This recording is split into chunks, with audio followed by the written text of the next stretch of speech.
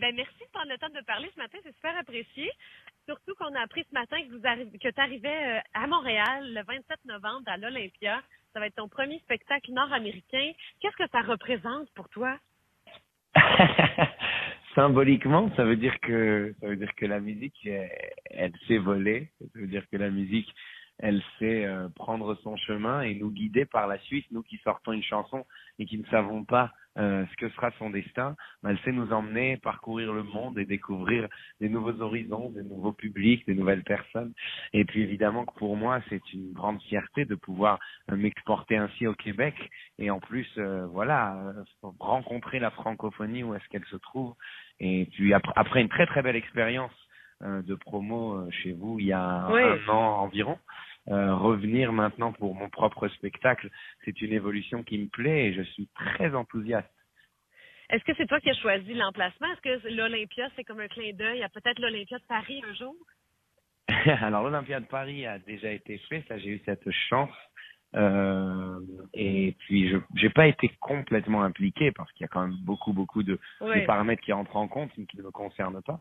Par contre, ce qui est sûr, c'est que quand on m'a proposé cette salle parmi d'autres, j'ai trouvé la symbolique formidable. Je ne sais pas s'il y a un lien, je pense pas. Mais en tout cas, l'Olympia de Montréal, c'est un nom dont on se souvient. C'est un nom qu'on aime bien se rouler sur la langue. C'est très clair, ça veut tout dire et je suis content de pouvoir rencontrer le public du Québec dans cette salle importante. Ben oui, c'est clair. Puis j'imagine que il y a les succès qu'on connaît, qu'on joue beaucoup nous à la radio, qui seront présents dans le spectacle. Mais j'imagine qu'il y aura les nouvelles chansons du nouvel album qui va sortir le 27 octobre. Absolument. Alors il y aura des chansons du nouvel album, il y aura des chansons de l'album que vous avez connu. Parmi eux, évidemment, on dirait J'ai cherché au cœur de moi. Il y aura même No Vacancy, le duo avec One Republic.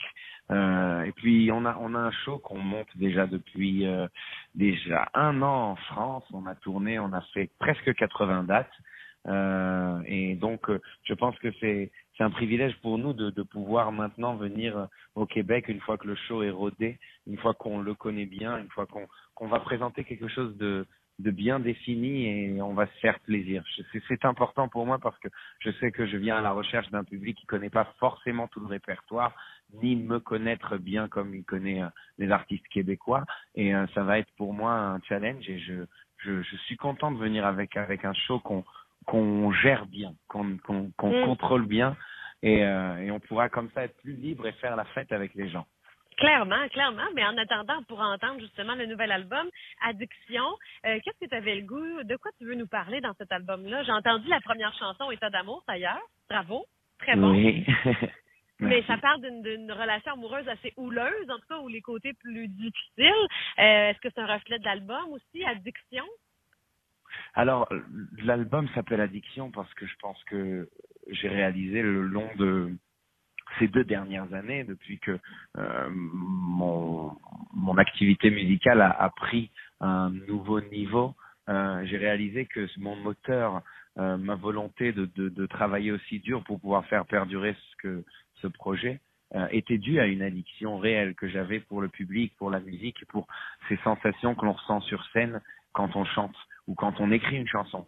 Et à travers ça, il m'a été très spontané et naturel d'appeler l'album Addiction, tout simplement parce que sans l'addiction, il n'aurait pas existé cet album. Et je pense que c'est une addiction saine pour le coup. Ouais. Oui, c'est vrai. Puis État d'amour, je l'ai écouté comme je te disais, puis j'ai l'impression que tu connais la recette pour faire un hit. Ça se peut-tu? C'est gentil. C'est vrai. Ça me flatte. Il n'y a pas vraiment de recette.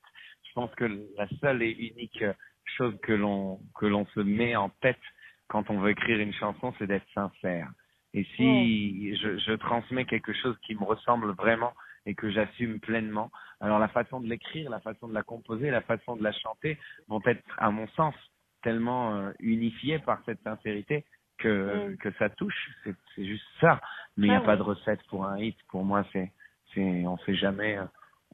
En tout cas, moi, je n'ai jamais eu ça comme objectif. Ben, en tout cas, jusqu'à maintenant, ça va très, très bien pour les chansons que tu as composées avec le cœur. Ça va très bien. Comment tu vis avec ta popularité qui est grandissante, que maintenant tu fais partie des stars de la musique? Comment tu vis ça? C'est un peu bizarre pour moi, mais je pense que ma chance a été de vivre ça plutôt tard, ce qui me donne un recul quand même assez formidable. Ça a commencé pour moi quand j'avoisinais la trentaine et je pense que quand on est un peu plus mature, quand on est en couple, quand on a déjà fait des études, on vit ces choses avec une espèce de relaxation relative, avec un second degré aussi et je changerais ça pour rien au monde. Je suis content que ça ne soit pas arrivé plus tôt. Parce que c'est pas tout à fait facile et évident. Et des jeunes artistes qui doivent affronter cette vie alors qu'ils sont peut-être pas formés, pas assez mûrs, c'est pas très facile, je pense. Ouais, je comprends, mais en tout cas, t'entendre, tu l'exprimes très, très bien aussi, cette nouvelle popularité-là. Et en terminant, je sais que votre horaire est assez chargé, mais est-ce que tu as vraiment réalisé un Ironman? Oui. C'est incroyable. C'est juste parce que je ne peux pas me faire lancer un défi sans dire oui. Et je sais qu'à chaque fois qu'il y a une occasion de se surpasser ou de toucher à des univers que j'avais pas forcément connus auparavant, eh bien je dis oui. Oui parce que ça va me faire découvrir des choses sur moi. Oui parce que je serai fier de réussir une épreuve. Oui parce que j'ai pas peur du travail. J'ai pas peur de tout donner pour atteindre un objectif et parce que ça remplit la vie et ça remplit le cœur. Et voilà pourquoi j'étais une couch potato jusqu'à il y a pas longtemps et j'ai réussi à faire un Ironman. J'ai pas le mérite tout seul parce que mon batteur était là tout le long. Comme lui, c'est un Ironman accompli. Il m'a énormément aidé, il m'a entraîné et puis j'ai aussi mon coach. Donc ça m'a bien sûr entouré de bonnes personnes pour le faire. Mais la volonté, je crois que c'était ça la clé. Ouais. Mais est-ce que ça change quelque chose à l'intérieur après? Je veux dire, on dirait que tout est possible, là. On a moins de bides, déjà. Les fesses étaient devenues plus fines. Mais plus sérieusement, ça démontre que la persévérance, même à l'extrême, est un outil très important. Et ça sert dans la vie, je pense. Moi, ça m'a donné beaucoup de courage maintenant à regarder des challenges au lieu de les voir comme des montagnes, je les vois juste comme des petites collines. C'est très bien dit. Ben écoute, merci beaucoup Amir. Je serai là le 27 novembre prochain à l'Olympia. On a avec très hâte de t'accueillir au Québec. Merci Jessica. Bonne journée. Au revoir, ciao. Bye bye. Bye bye.